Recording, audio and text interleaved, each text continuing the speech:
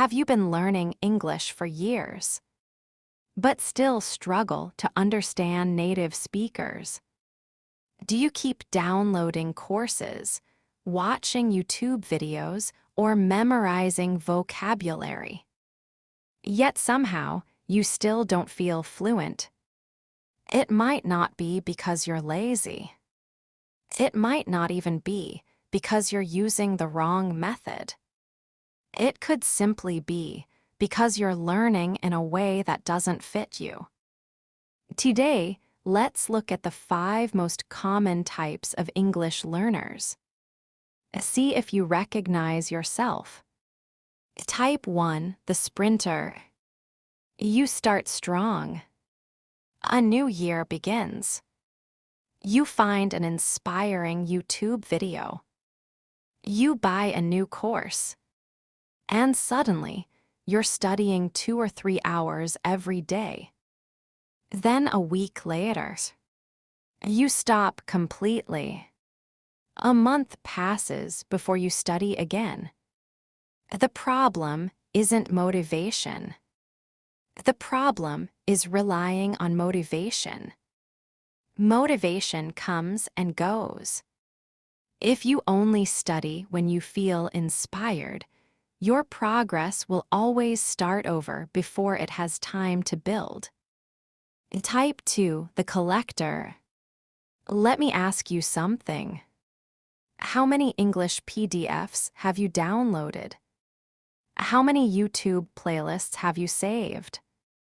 How many language learning apps are on your phone?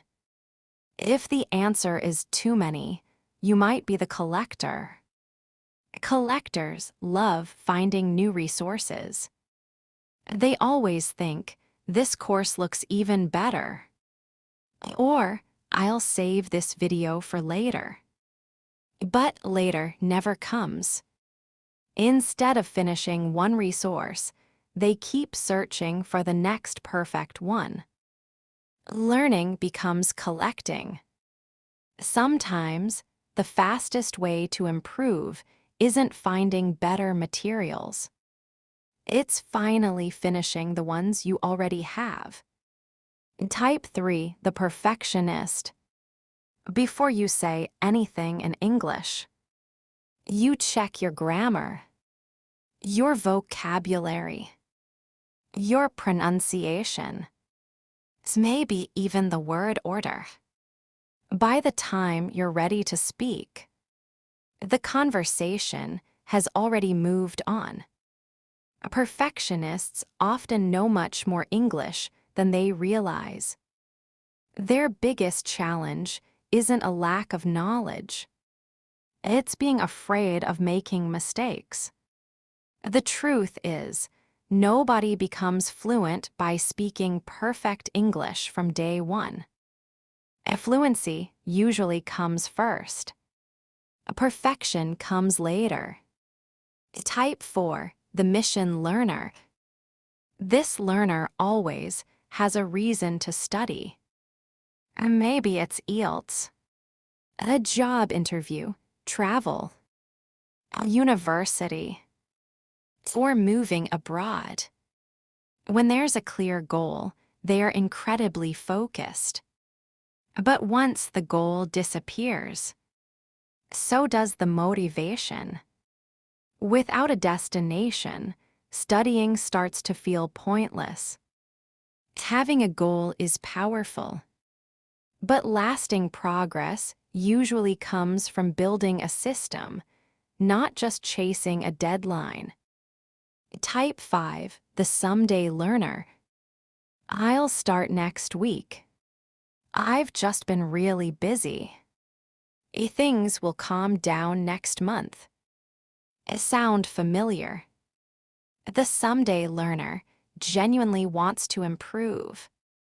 But English is always pushed behind work, school, family, or other responsibilities.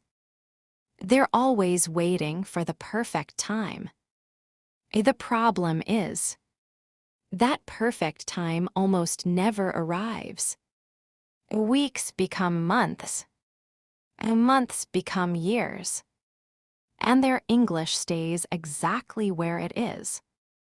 For many people, the answer isn't finding more free time.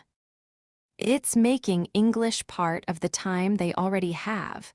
So, which one are you? Maybe you're the sprinter. Maybe you're the collector. Or maybe you're a mix of 2 or 3. The important thing is this: none of these learner types are bad.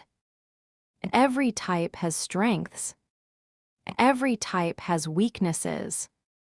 The real mistake is assuming that everyone should follow the same study plan. Someone who's busy needs a different approach from someone preparing for IELTS. Someone who's afraid of speaking needs a different strategy from someone who simply lacks consistency. That's why copying someone else's study routine often doesn't work. The best study plan is the one that's built around your goals, your schedule, and the way you naturally learn. So before you ask, what's the best way to learn English?